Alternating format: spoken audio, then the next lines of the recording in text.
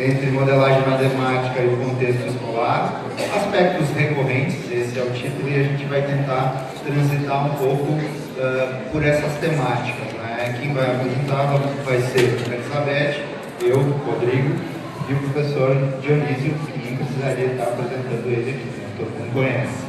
Tá? O que a gente quer que seja um ambiente mais informal, tá?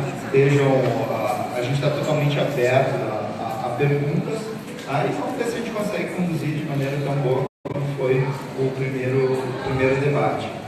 Eu quero também agradecer o pessoal que está assistindo a gente via internet, né? E agradecer vocês também que estão fazendo essa transmissão. Acho que a gente já começa passando a palavra para a Elizabeth, né?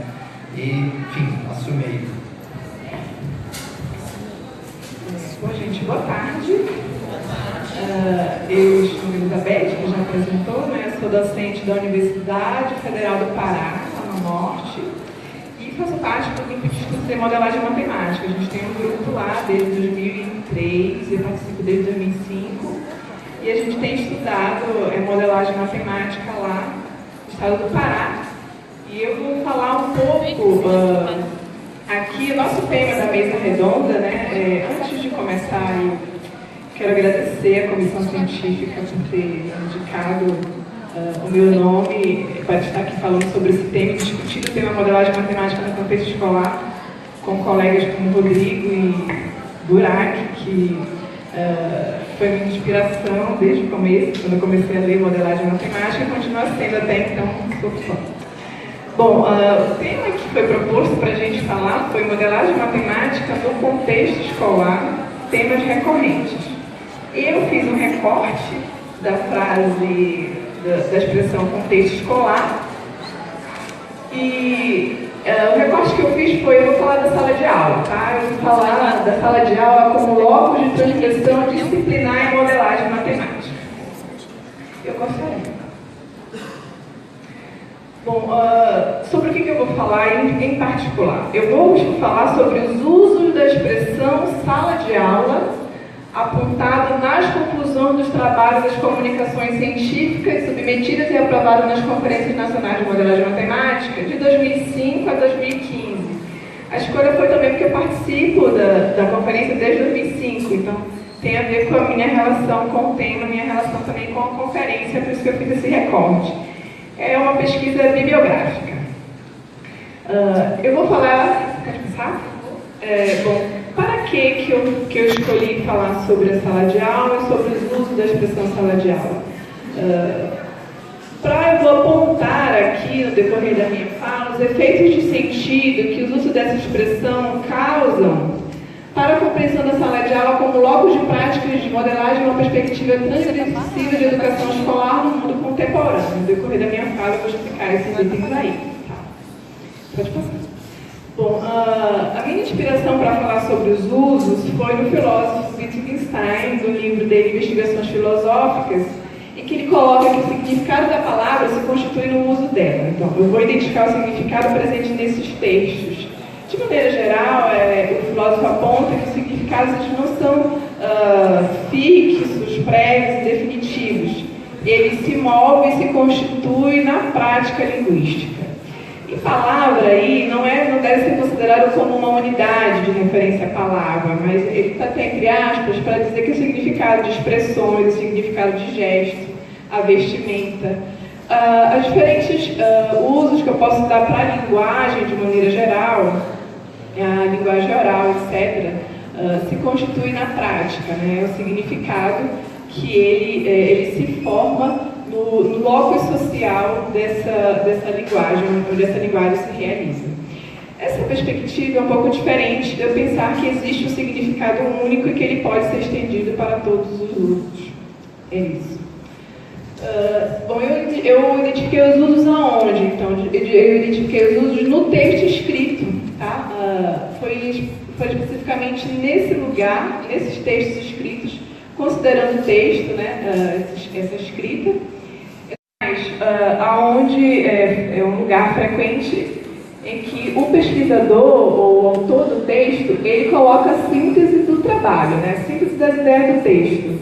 é onde ele fala, ele apresenta as implicações da pesquisa, ele apresenta as contribuições da pesquisa para a comunidade científica. Muitas vezes, nesse item de conclusão, os autores falam das sugestões de temáticas de pesquisas futuras. Então, em geral,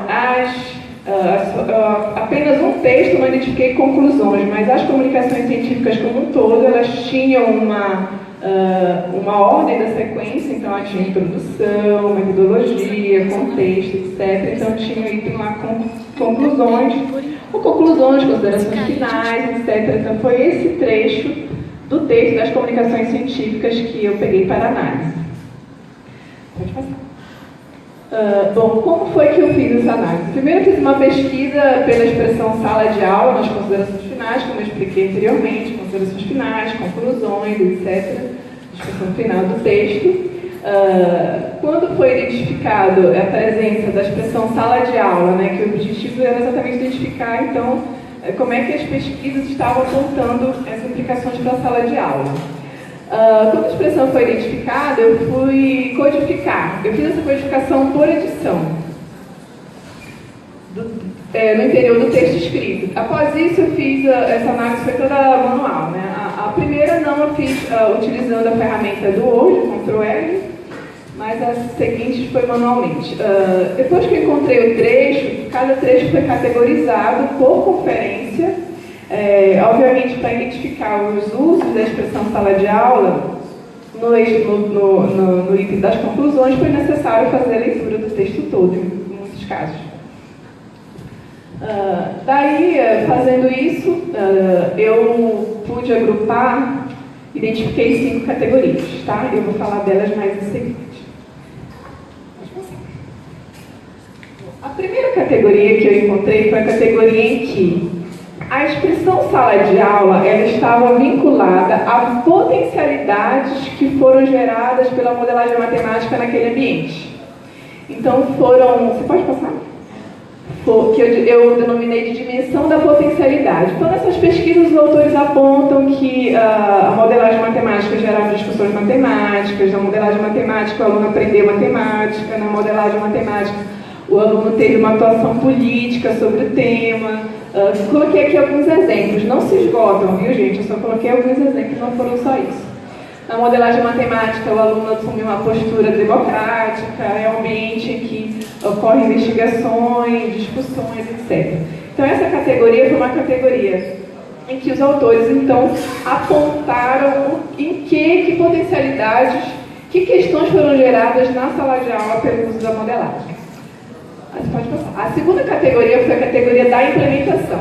Nessa categoria, eu identifiquei, elas foram agrupadas trabalhos em que eu pude identificar que a expressão sala de aula, ela estava vinculada ao espaço físico, espacial de implementação da modelagem. Então, a modelagem matemática foi feita, desenvolver a modelagem matemática em sala de aula, o episódio ocorrido em sala de aula, o processo de modelagem em sala de aula. Então, nessa categoria, foram agrupados os trabalhos em que os autores eles delimitam, então, a sala de aula como o lugar, o espaço físico, né, em que a modelagem matemática se desenvolveu. Tá? A terceira categoria eu denominei de categoria institucional. Essa foi a categoria em que os autores, quando eles se referiram à sala de aula, eles não se referiram mais apenas a um ambiente gerado pela modelagem matemática, nem tampouco dizer que aquele ambiente foi o espaço físico.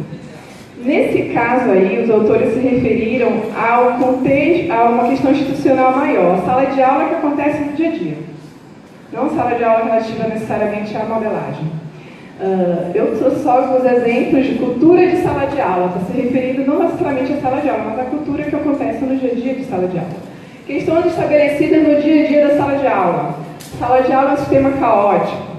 Então, nesse caso, os autores se referiram à sala de aula referente a uma questão institucional curricular mais ampla do contexto escolar. Tá? Pode passar. A quarta categoria, eu denominei a dimensão da prática profissional. Nessa dimensão, eu categorizei os usos em que a expressão sala de aula, feita pelos autores, se referia a dizer que aquela sala de aula é o lugar da prática profissional do professor. É lá que o professor se desenvolve profissionalmente. Eu coloquei alguns exemplos, como eu falei para vocês, que mais a seguir eu vou falar em termos quantitativos desse aparecimento. Atuação prática do professor é o lugar onde acontece a ação pedagógica do professor, como por exemplo. Vou passar o livro, obrigada. Essa dimensão eu denominei de dimensão conceitual, foi encontrada em apenas um trabalho em que o autor, o uso da sala de aula, nesse caso aqui, é usado para definir e conceituar o que é modelagem. Diz que modelagem é uma tendência de pesquisa e de prática de sala de aula. Então, nesse caso, o que é sala de aula? Sala de aula seria o que acontece, modelagem. Modelagem seria o que acontece na sala de aula. Então, a definição de sala de aula viria a partir do que ocorre em sala de aula. Então, um uso diferente. Ok? Com essas 5 categorias, eu vou um pouco agora falar sobre o aspecto quantitativo desse estudo. Na conferência de 2005, nas 27 comunicações científicas, 9 delas apresentaram a expressão sala de aula. Nas conclusões, repito. Na comunicação científica de 2007, nós temos 24 e encontramos 16. Na comunicação de 2009, 37 comunicações e encontramos 11 vezes a expressão sala de aula. Tá?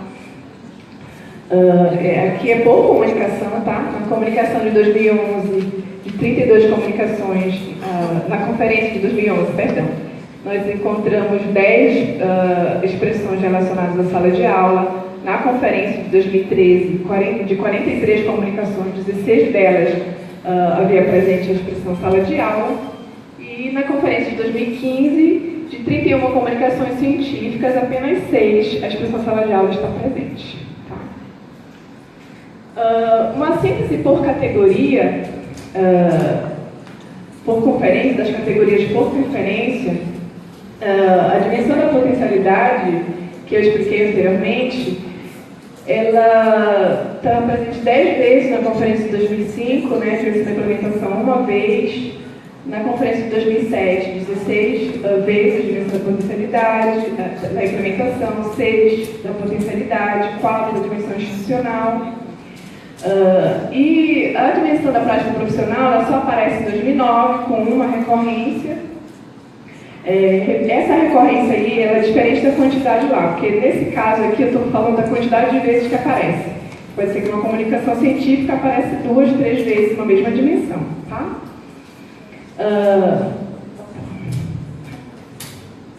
Já vou acabar. Calma, Rodrigo, ainda tem tempo. Eu tô brincando. Eu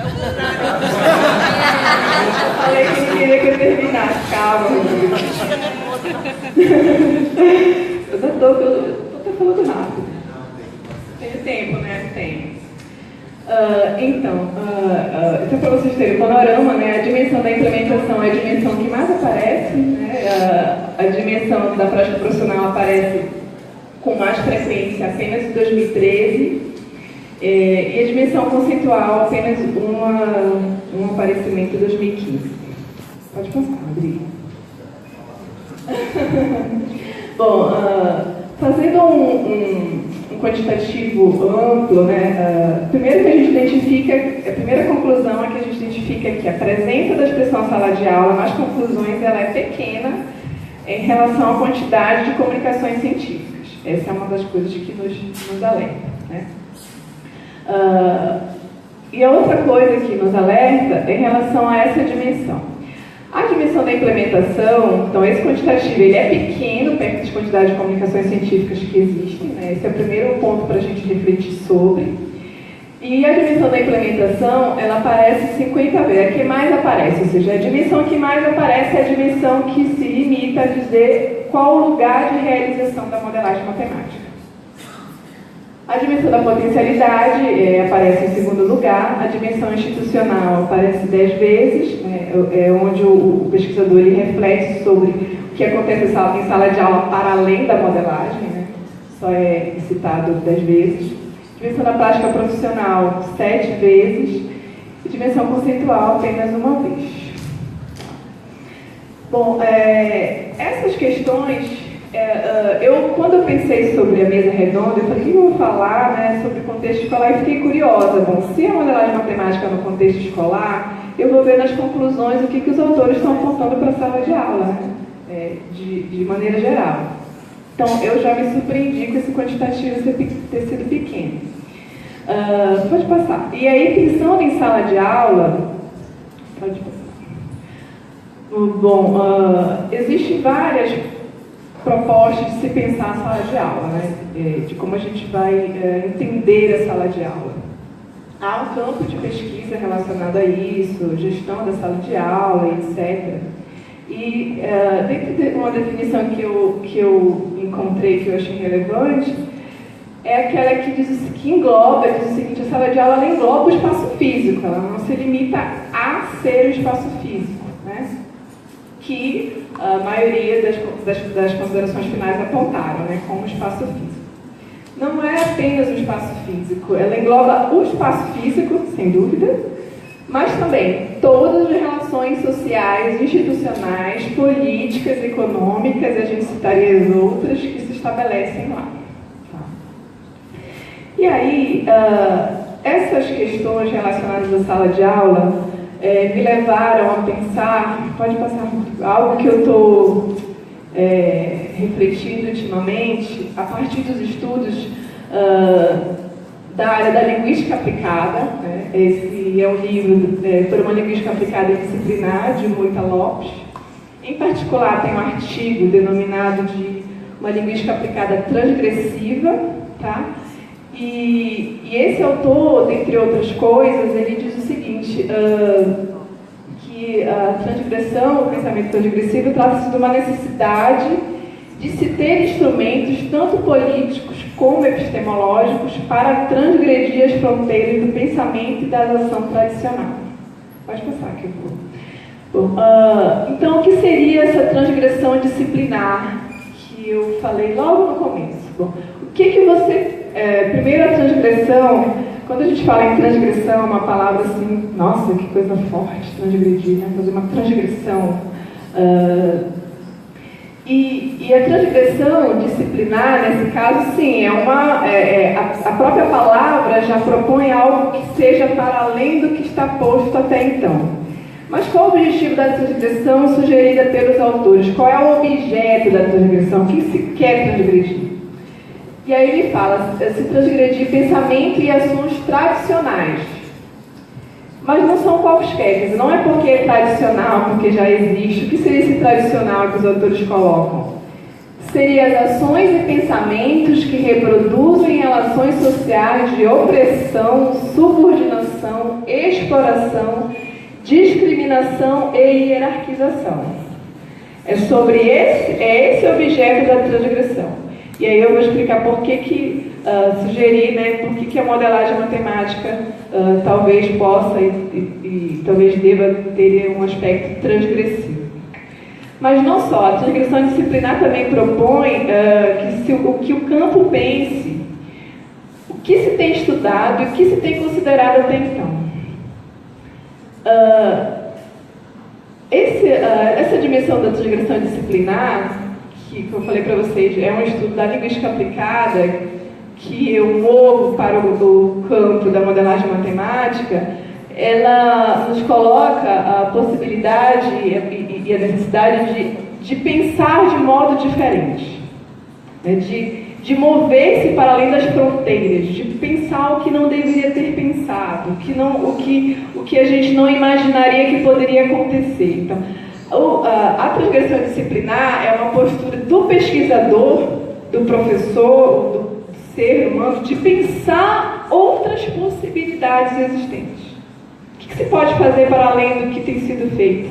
Então, a transgressão ela também é um aspecto que se coloca sobre o que nunca foi pensado. E isso é um desafio até para nós, porque estamos formatados, às vezes, a não pensar o que não deveria ser pensado. A não se pensar sobre o que não deveria ser pensado, só se pensar o que se pode pensar. Então, essa proposta, a sugestão da transgressão disciplinar, é também um movimento humano ser humano de imaginar, né? E é uma exigência ética, é uma possibilidade, é uma necessidade, inclusive, é um direito de exercer uma consciência crítica de ir para além do que está posto em todas as instâncias. Vamos lá. Pensando isso para... Pode passar? Acho que eu já estou no meu tempo. Bom, por que, dentre outros motivos, eu elenco essa perspectiva da transgressão disciplinar como importante para o campo de modelagem? Eu vou elencar aqui alguns desafios do mundo contemporâneo. Não que esses desafios sejam novos, eles não são novos, né? Mas esses desafios são urgentes, são pungentes agora no mundo atual. Eu citei alguns deles, né? A degradação ambiental, monocultura, desmatamento, transgênicos, agrotóxicos, exploração de recursos naturais.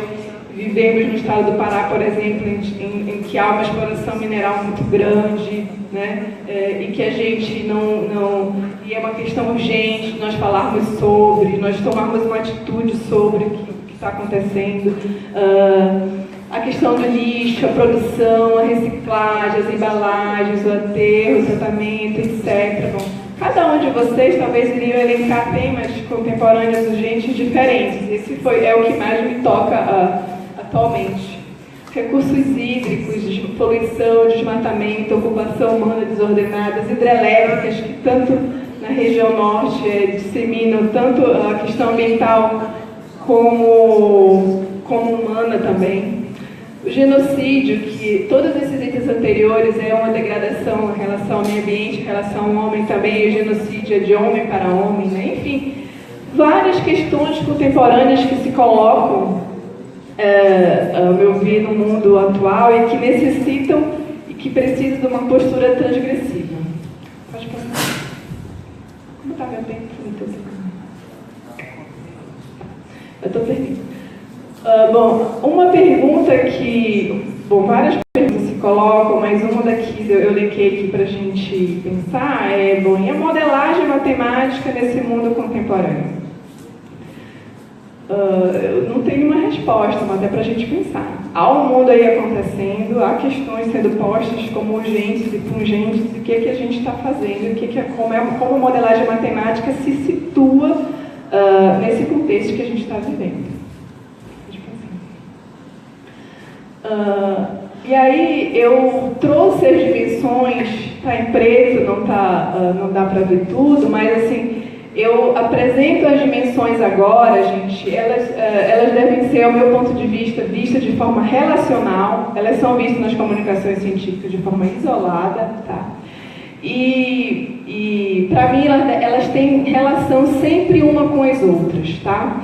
E aí o que eu aponto, vislumbro, isso é um vislumbre pessoal, de pesquisador, de professor que faça modelagem matemática, que seria essa modelagem matemática transgressiva, na dimensão da potencialidade, né, que foi a dimensão onde nós abordamos quais são as potencialidades da modelagem matemática, da abordagem dos temas contemporâneos, da discussão deles em sala de aula, considerando a sala de aula uma complexidade, onde essas dimensões elas acontecem todas juntas, né? A dimensão da implementação, ver a sala de aula não apenas como um espaço de implementação e pensar inclusive em mudança desse espaço. Eu estava comentando com o Burak que recente já faz um tempo que eu li um texto chamado Sala de Aula Inventada pelas Crianças. E o texto, as crianças falam de como é que seria uma sala de aula inventada por elas. Então, um convite para nós pensarmos, inclusive, na mudança espacial de sala de aula. O que aquele espaço lá existe, como é que ele a gente tem, ao longo dos estudos, apontam o quanto ele domestica a gente. A gente muda a entidade de modelagem, coloca eles em grupo, mas a existência deles também tem um significado, tem uma implicação para a constituição do próprio corpo e para a formatação cidadã das crianças, sim. E outros tipos de espaços de sala de aula, né? O Rodrigo vai depois falar sobre eles. A sala de aula falada nas comunicações científicas é uma sala de aula apenas relacionada ao ambiente físico, mas salas de aula virtuais, etc., não tem sido posto. Na dimensão da prática profissional, o que eu achei interessante é assim, pensar a sala de aula, então, de modelagem, quando o professor faz modelagem, como aquele momento, é aquele lugar em que o professor se constitui. É ali que é o base, é ali que é o chão, é o órgão de constituição da prática profissional dele em modelagem. Então, muitos estudos até colocam, então, vamos pegar o que acontece na sala de aula e levar para o campo da formação, porque é lá que se constitui a prática profissional do professor. Na dimensão institucional, vejo essas dimensões, repito, elas devem ser vistas de forma relacionada, o quanto hoje em dia as novas questões relacionadas às políticas educacionais, escola sem partido, que recentemente o Ministério Público até julgou inconstitucional, mas é uma discussão que existe, a reforma do ensino médio, como essa reforma do ensino médio vai trazer implicações para a prática de modelagem matemática em sala de aula, e as novas bases curriculares nacionais, né, que nos são impostas, os processos avaliativos, principalmente com crianças, como é que isso se constitui nessa modelagem transgressiva, a nova reforma do ensino médio, que são questões também que se postam como importante para a constituição, para a compreensão da modelagem matemática que vai ser constituída na sala de aula, e outras questões, a nova LDB, etc. Tá? Por fim, a dimensão conceitual, penso que a modelagem matemática que se constitui na sala de aula é uma modelagem que ela inclui, não se pode pensar a sala de aula apenas numa dimensão dessa de forma isolada. Obviamente que eu tivesse, talvez, analisado outras dimensões, iriam aparecer outras dimensões. Mas essas 5 dimensões já dão a ideia de que não se pode pensar elas de forma isolada. E aí o conceito de modelagem matemática, nessa perspectiva, é um conceito que se constitui, a modelagem matemática, então, se constitui pelo que ocorre em sala de aula. E por que não pensar em novas formas de fazer, em novas formas de entender modelagem matemática, considerando, aí está uma sala de aula com um pano de fundo, mas considerando o que acontece, considerando a complexidade do que acontece em sala de aula. Tá ok? Bom, gente, obrigada. Essa é a minha fala. Depois, se tiver alguma discussão, a gente continua. Vou passar a minha fala para o Rodrigo. Obrigada.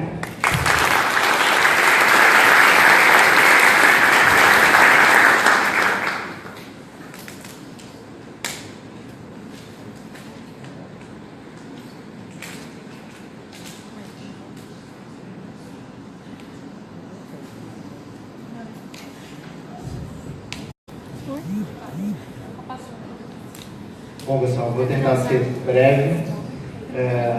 O meu olhar para a modelagem matemática em sala de aula é um olhar para frente. Tá? O que eu não estou dizendo o que eu fiz, mas o que eu quero fazer, ou eu estou olhando para uma realidade que me interessa e na qual eu quero emergir. Então, a minha fala, o movimento da minha fala vai ser o seguinte: entender um pouco do cenário, tá? O que está acontecendo, quais são as coisas, ou qual é o recorte que eu quero dar, ou que eu vou dar, ou que eu estou dando para minha pesquisa em termos de mundo, tá? E depois falar um pouco do que eu pretendo, ou como eu estou tentando tangenciar esse universo. Eu começo com esse infográfico que eu gosto muito, que ele é uma perspectiva para 2020. O que vai acontecer em 2020? Na verdade, ninguém sabe, mas isso são linhas de tendência, né? Espera-se que em 2020 existam 4 bilhões de pessoas conectadas, envolva um volume gigante de valores, 25 milhões de apps, 25 bilhões de sistemas inteligentes, e o que mais me interessa é aquele último item, 50 trilhões de gigabytes de informações. Isso é muito informação. E qual vai ser o grande desafio, não estou dizendo isso por mim, mas assim, um dos grandes desafios que se espera é o que fazer com esses dados, com essas informações. Então é um mundo que se abre. Mas o que isso quer dizer? Por que eu estou trazendo essas coisas? eu estou trazendo por um único aspecto. Tá? É muito, muito, muito provável que a profissão dos nossos futuros alunos ainda não exista. Se espera que surjam muitas novas profissões. Há indícios fortes que a gente está passando pela quarta revolução industrial, em 4 palavras resumindo: vapor, energia elétrica, computador, internet, quer dizer, trabalhar com sistemas conectados. Mas isso é uma coisa de futuro. Olha só esses 2 anúncios de empregos tirados de uma plataforma chamada Kaggle. Eu sugiro que você dê uma olhada, uma plataforma bastante interessante. São anúncios de emprego da Trivago, que é uma empresa alemã, e da Carnival. Tá? A Trivago está anunciando que ela quer um gênio analítico para se juntar ao time de negócio deles. Tá ali, literal. Tá? A Carnival quer um analista de insight de consumo, quer dizer, alguém que preveja o que as pessoas vão consumir. O que tem de diferente nesses 2 tipos de anúncio dos comumente vistos por nós? Como é que a gente vê um anúncio? Precisa-se de um médico, precisa-se de um professor, precisa-se de um enfermeiro, sim, precisa-se de uma profissão. Onde é que está a profissão? Tá?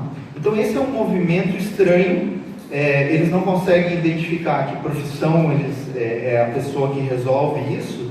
Então o anúncio, e não só esses, mas vários outros, o anúncio é feito em cima do problema, né? O que essa pessoa precisa fazer, e qualquer um que se sentir capaz de resolver esse problema pode se conectar. Então essa mudança, ela já está acontecendo. Né? Isso é de anúncio de 1 ano, 2 anos atrás já. Vou adiante. O mundo em transformação. O que está transformando esse nosso mundo, esse nosso universo? Eu olho para 3 aspectos que eu acho que estão balizando ou estão transformando muito as coisas atualmente, e vão transformar de maneira muito forte. A primeira delas é a internet das coisas.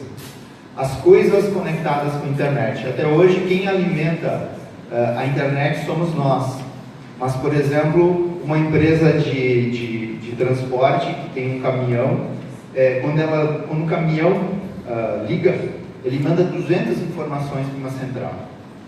200 informações. Então, isso são a internet das coisas. Conectar as coisas à internet. Isso vai gerar um volume gigante, absurdo de dados. Outro aspecto... Não pode deixar que eu passe. Tá? Outro aspecto importante é Big Data. O que é Big Data? Não é só o grande volume de dados, mas é a conexão de dados estranhos ou diferentes, enfim, para tirar novos insights, para entender coisas. Né? Antigamente, para se trabalhar com alguma previsão de consumo, só se olhava para os dados de consumo. Hoje se junta dados do futebol, dados da temperatura, enfim, várias informações, se tem um show, se não tem, são informações que se usam para tomada de decisão. E outro aspecto, intimamente ligado ao Big Data, que é Machine Learning. Todas as tarefas repetitivas, elas vão ser substituídas por máquinas. Eu realmente acredito nisso. Eu não gosto de falar nisso, mas eu acredito que isso vai acontecer. Eu já participei de algumas pesquisas que fizeram isso acontecer. Vamos lá. Bom, para contextualizar um pouquinho mais, internet das coisas. Hoje as coisas conversam. É possível hoje no celular, se tiver tudo conectado, controlar tudo que vai acontecer quando eu vou chegar em casa. Existem várias, eu quero chegar em casa, eu quero o café pronto, eu quero a TV passando no jogo do Grêmio, eu quero várias coisas. Um carro faz isso, ou o time de preferência de vocês. Obrigada. Melhorou o Flamengo, né, que ganhou ontem, né? Tá bom. Aqui embaixo, à esquerda, isso é algo que já é feito. Hoje, em alguns locais, evidentemente, não em todos os locais, são semeados junto com as sementes, né? pequenas esferas que falam ou dão informações a respeito da umidade do local. Então, quando passa aquelas máquinas de irrigação gigante, elas analisam e só molham onde é necessário. Na saúde, enfim, tem vários aspectos aí que a gente pode discutir. Vou passar adiante. Onde o Big Data pode ser usado? O governo, quem paga imposto de renda sabe que o pente fino cada vez é maior. Manufatura, indústria 4.0 é um conceito bastante interessante. Transporte, educação. Nos Estados Unidos isso é muito comum entender pelo trajeto educacional que a pessoa teve no ensino fundamental, no ensino médio, ela pode ter uma maior probabilidade de aptidão para alguns cursos e outros não. Obviamente que não se olha só para isso, né? É um conjunto de formações. E o que eles fazem? Eles cuidam das pessoas no momento que elas entram na universidade. O cálculo, todo mundo sabe que o cálculo é um divisor, mas muitas vezes o problema ocorre antes, né? Então eles conseguem identificar e conseguem traçar trajetos interessantes.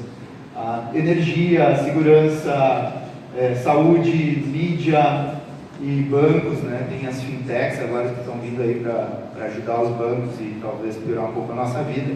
Mas resumindo isso, o que se quer com esse novo conjunto, né? Ou qual é o discurso que está por trás? Melhorar experiências. Dois exemplos, acho que vocês devem usar bastante aqui, eu pelo menos uso bastante, né? O Waze é um exemplo de transporte muito legal que ajuda a otimizar os processos. Outro exemplo, só para não ficar teorizando aqui, Netflix, porque o Netflix é legal, né? Porque tem tudo aquilo, ele ajuda a gente a se movimentar no meio de todas aquelas informações. Então, o discurso vamos melhorar a experiência do usuário. Rodrigo, é o mesmo? Sim, a ferramenta para fazer todas essas coisas é o Machine Learning, né? Aprendizado de máquina. Existem várias técnicas de aprendizado de máquina.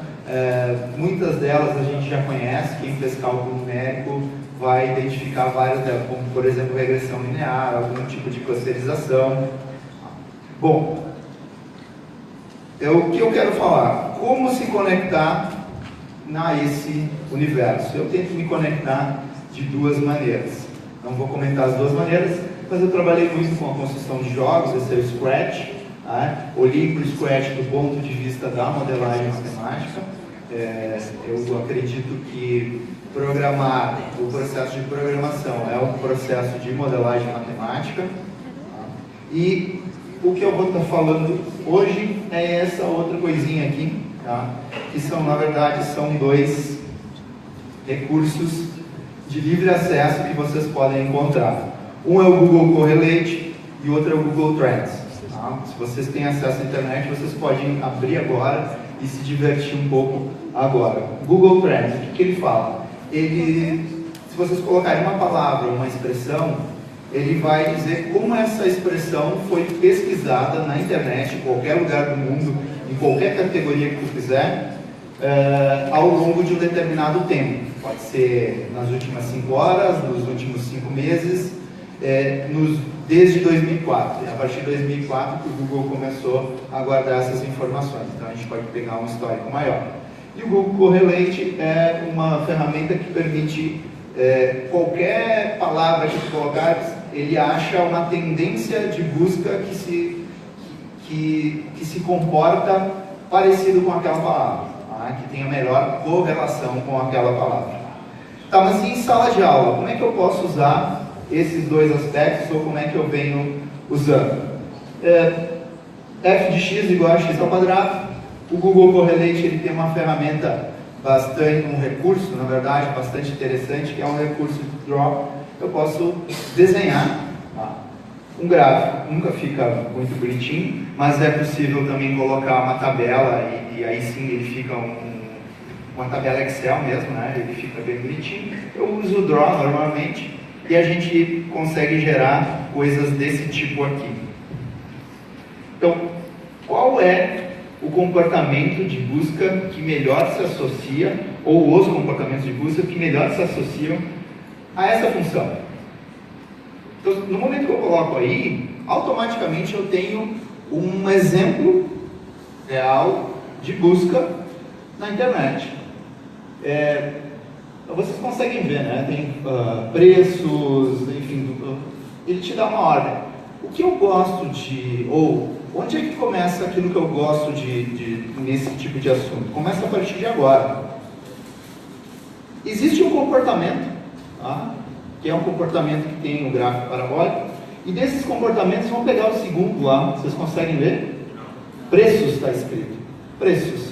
Aqui eu tenho o comportamento das pessoas olhando para a internet e buscando por preço desde 2004 aqui mais ou menos 2016. Será que existe alguma explicação para que lá em 2004, 2005, por aí, existia uma procura, uma preocupação com preços? E lá em 2009, 2010 diminuiu, e lá em 2015, 2014 aumentou de novo? Será que a gente pode fazer alguma relação disso com os momentos econômicos vividos pelo país? Então é isso. Não sei, tá? Se sim ou não. Eu não estou indo atrás da veracidade disso aí, mas é possível criar argumentos ou ir atrás de informações que expliquem esse comportamento. E é isso que eu acho que é o grande ganho nesse aspecto. Um exemplo que eu fiz em aula esses dias, eu separei meus alunos da licenciatura em alguns grupos e eles foram investigar alguns comportamentos. Esse aqui é para ser o comportamento linear decrescente. Mas não é linear decrescente. É o que melhor chegou. E das correlações que o pessoal encontrou, a que melhor se adaptou, o que eles escolheram para criar uma narrativa sobre isso, uma explicação sobre isso, foi cifras. A busca pela palavra cifras lá em 2004 era muito alta e hoje ela é muito baixa. Por quê? Vamos ver o que eles fizeram aqui. Tá? Então, por que isso acontece? Então, transcrição literal. Talvez as pessoas tenham dificuldade de aprender pelas cifras e busquem aulas de violão. Porque eles pensaram, olha, será que as pessoas pararam de tocar violão? Não. Talvez houve uma mudança aí em termos da palavra cifras pela expressão aulas de violão. Então eles fizeram o quê? Vamos ver o que está acontecendo com aulas de violão. Existe um comportamento, assim, uma busca, uma tendência crescente de busca por aulas de violão. Tá, mas será que tem alguma outra coisa que a gente pode associar a isso? Será que as pessoas estão comprando mais instrumentos musicais, ou pelo menos pesquisando? Sim. Aqui é a linha de tendência relacionada à busca de instrumentos musicais. Então, o que eles criaram nesse processo?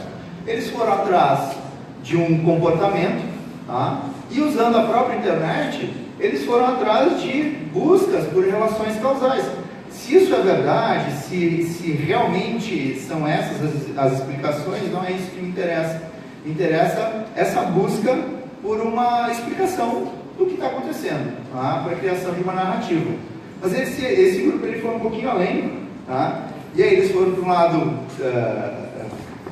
criativo, né? E começaram a se perguntar, será que existe algum outro aspecto, ou será que existe alguma pessoa com poder suficiente para fazer com que a busca por cifras caia linearmente? Sim, eles acharam.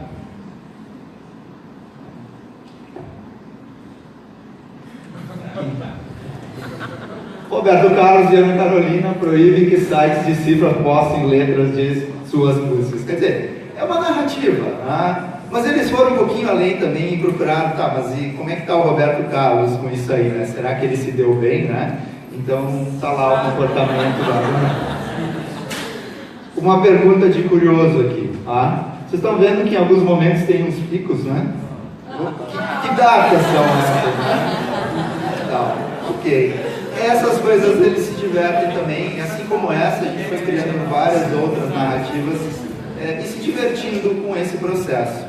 Mas o que eu quero quando eu estou fazendo isso aí? Eu disse para vocês, o que mais me interessa não é essa narrativa. Sim, é essa narrativa. Não quer dizer que a gente não discutiu matemática, a gente fez aquelas aproximações lineares, etc. Mas isso não me interessa. Me interessa utilizar esse processo para algo que eu considero bastante importante, bastante interessante, que é a literacia digital. Tá? A modelagem matemática ela pode ser um meio para ensinar matemática, criar situações críticas, e eu também penso que ela pode ser um meio para a literacia digital. O que é literacia digital? Saber olhar para esse conjunto de dados e criar narrativas, enfim, interpretar eles. Que ações... A literacia digital é um conceito bem aberto, assim, bem amplo, e alguns autores mostram algumas ações que tangenciam, que dão indícios de que eu estou trabalhando com a literacia digital. Seriam essas: o jogar, simular, a apropriação, multitarefa, a cognição distribuída, enfim, são vários aspectos que estão relacionados à literacia digital. Então, quando eu estou trabalhando com esse tipo de assunto, usando a modelagem matemática com essas tecnologias e pedindo que eles procurem, criem narrativas, eu estou procurando tangenciar esse universo. E só para terminar, é meu último slide, é um slide mais provocativo. E a educação matemática? Bom, eu coloquei ontem, eu já tinha feito isso há mais tempo, mas eu olhei ontem, como é que a gente está em termos de educação matemática nisso aí, no Google Trends? Qual a nossa tendência?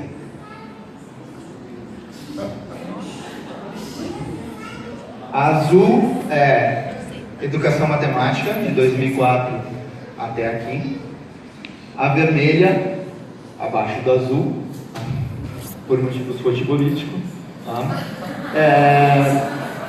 Modelagem matemática. Obviamente, modelagem matemática, eu fiz um filtro para o campo do ensino, mas também envolve outros aspectos. Mas, independente disso, também mostra uma linha de tendência decrescente. Então, eu acho que fica para a gente pensar, em termos de educação matemática, como a gente está conduzindo as nossas coisas, e o que a gente está atingindo na internet. Cuidado, isso aqui não é algo relativo, mas tem mais acesso, as pessoas têm, mas não é assim que é feito esse cálculo, né? Menos pessoas estão pesquisando sobre esses termos. Talvez elas estejam pesquisando outros termos, etc. Como isso está distribuído, olha que legal, também dá para ver. Vocês podem, quem tem acesso online, é só botar e isso sai na hora. Né? Mais escuro significa maior busca por esses termos ao longo de todo esse tempo aí. Então, azul, educação matemática, vermelho, modelagem matemática. Não, nem teve. Ele existe o Acre, mas é que ele não teve nenhuma. Não teve dados suficientes, né? Então, não tem dados. Que sacanagem. O recorte aqui é Brasil, tá? Ok. Dá para fazer recorte mundial, tá? E só para vocês. Por que eu trouxe a IoT, Internet das Coisas, Machine Learning, e essas coisas, esses aspectos estão associados com isso, tá?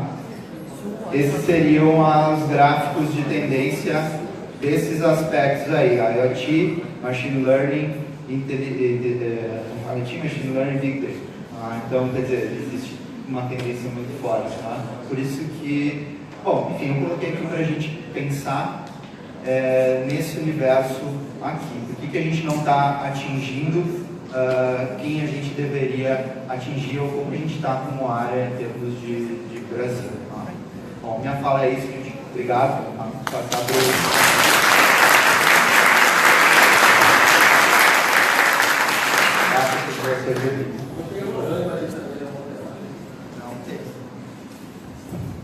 Bom, impactante.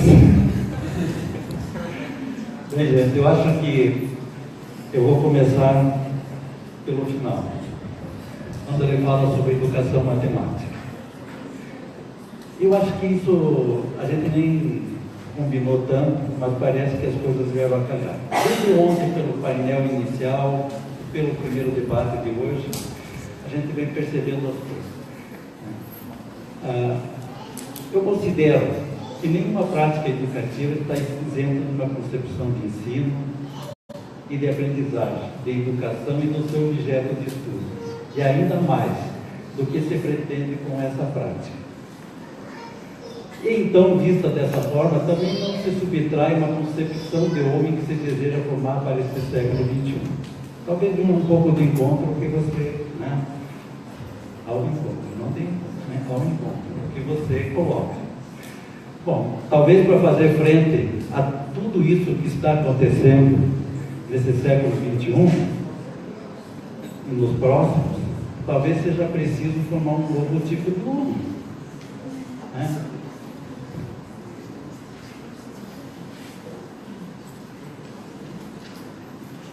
Travou?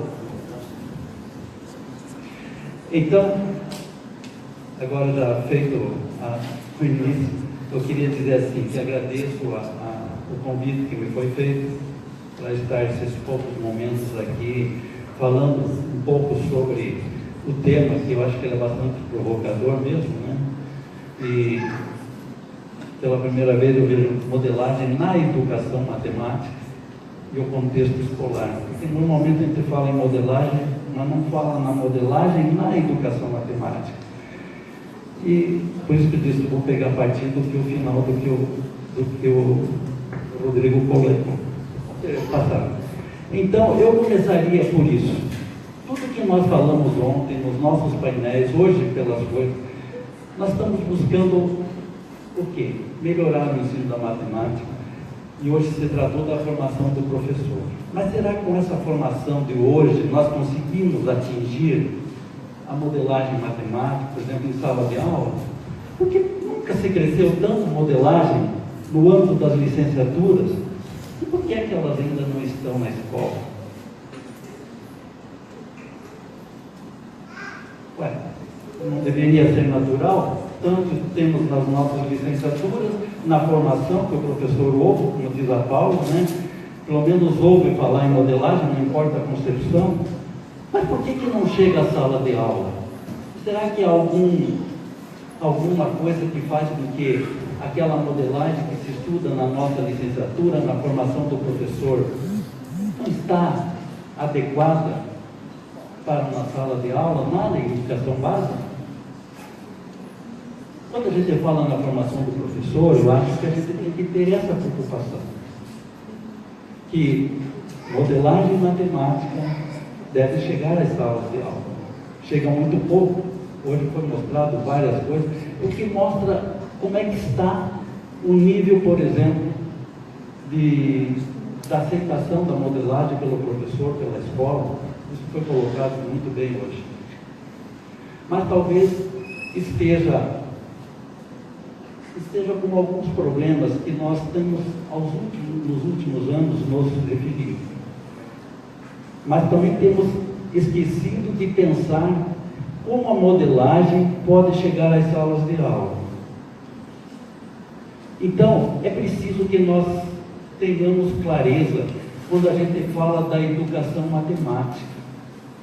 Ela começa diferindo da matemática pela própria natureza. Aqui, só para mostrar que o movimento de educação matemática, o movimento matemático moderno já vem desde longe. Não é de hoje. O movimento de educação matemática não surgiu em 1960 ou 70 em contraposição ao movimento matemática moderno. Mas ele vem sendo trabalhado, vem sendo discutido, e não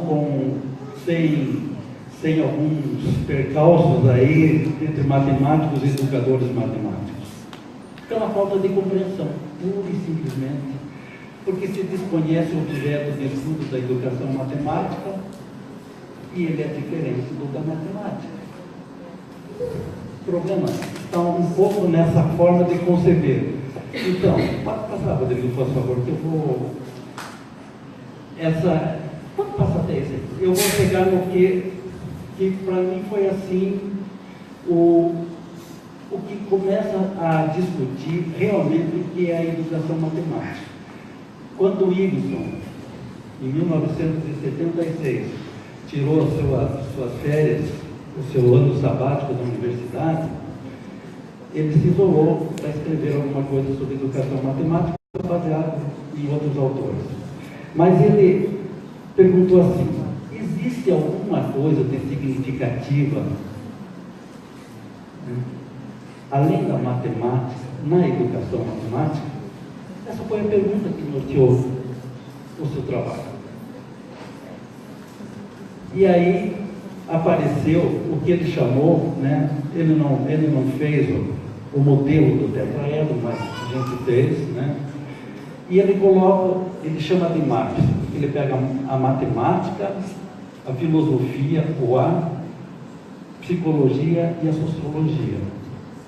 Ele diz que tem dimensões na educação matemática que vão muito além da matemática. E isso precisa ser reconhecido. E ele até fala um pouco mais do que isso. Se não houver um completo entendimento dos fundamentos da educação matemática, não teremos avanços no que se trata do ensino e da aprendizagem. E aqui ele vai tratando do tetraedro, vai mostrando várias interações que existem entre seus elementos discretos e contínuos, vai mostrando, por exemplo, coisas que nós fazemos nos nossos eventos, principalmente da educação matemática, mas nós talvez não tenhamos clareza por que fazemos dessa forma. Por exemplo, matemática e psicologia. Ali confluem os interesses da matemática e da psicologia. E é por isso que temos a etnomatemática, resolução de problemas, modelagem matemática e outras coisas que trazem, por exemplo, da matemática com as teorias de aprendizagem que se relacionam, né?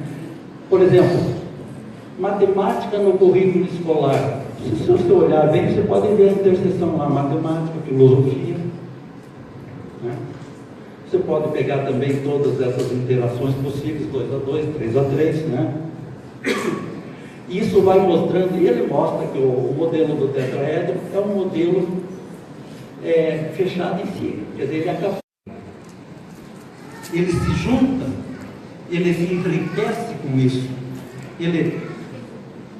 Aí nós temos umas ciências sociais e humanas juntamente com as ciências naturais. Quando o racionalismo técnico, né, vamos dizer assim, começou a predominar, a primeira coisa que se excluiu, por exemplo, foi o quê? O humano e o natural podem ser estudados por um único método.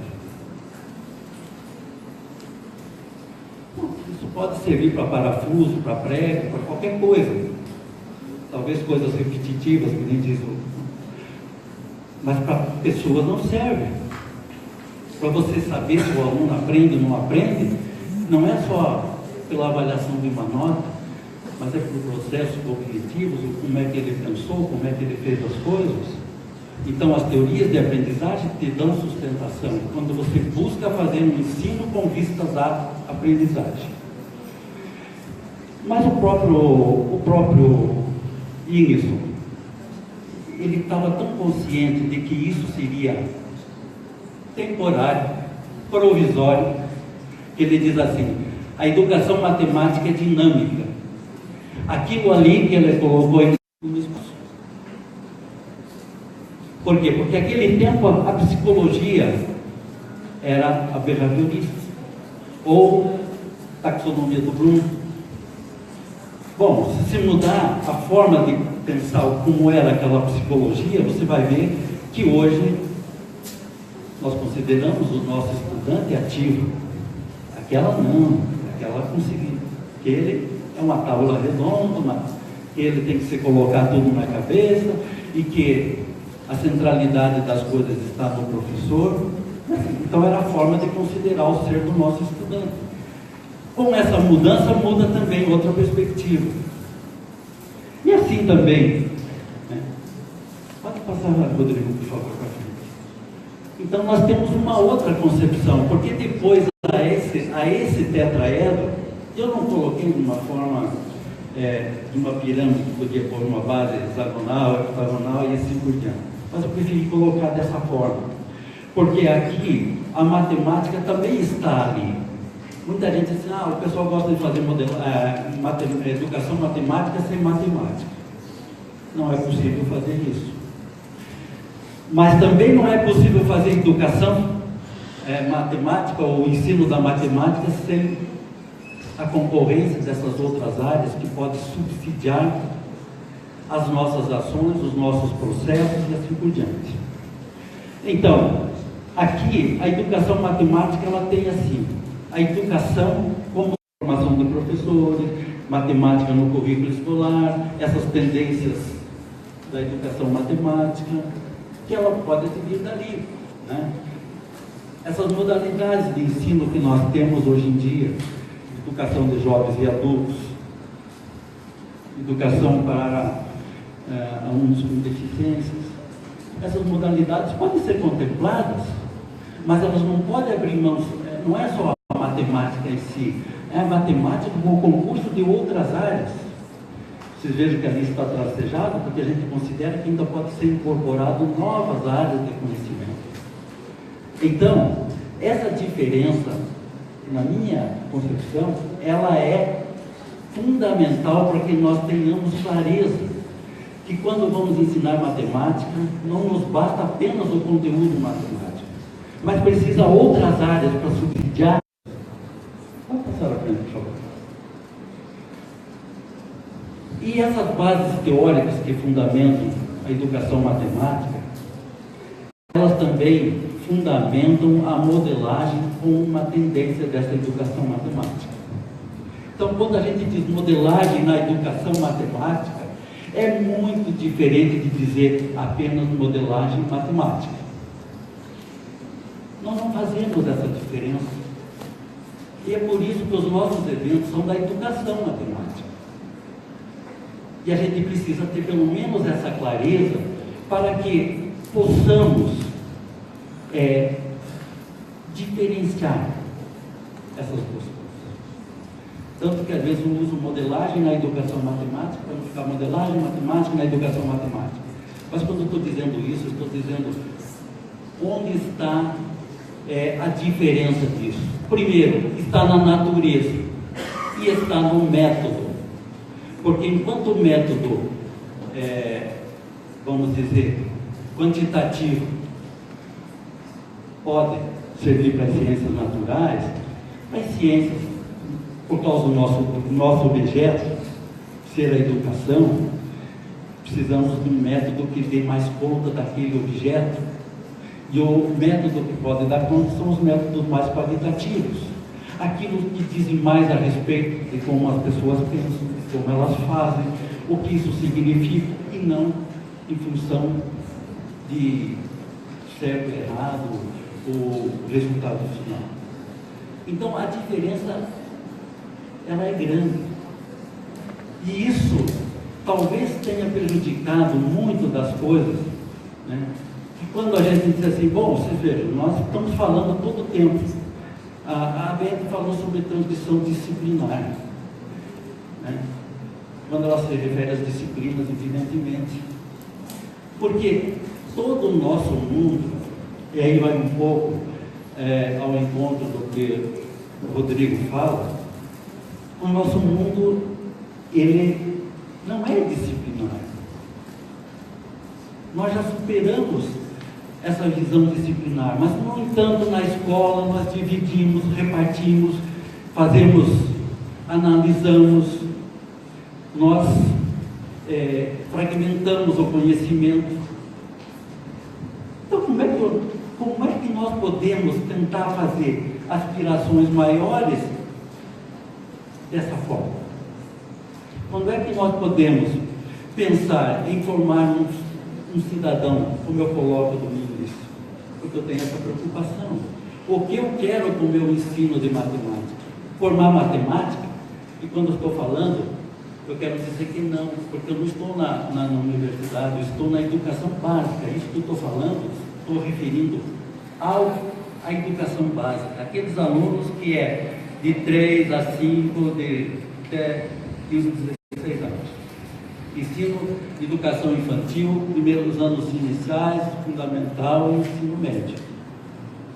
Eu não quero formar matemático, quero formar um cidadão que pense e seja capaz, talvez, de chegar no ponto que o Rodrigo coloca, na medida em que vê um mundo diferente, mais globalizado, estuda um fenômeno sob vários aspectos, não apenas do aspecto matemático, que integra ao invés de desintegrar, que dissocia, mas associa novamente, recompõe o todo. É isso que nós precisamos na nossa educação.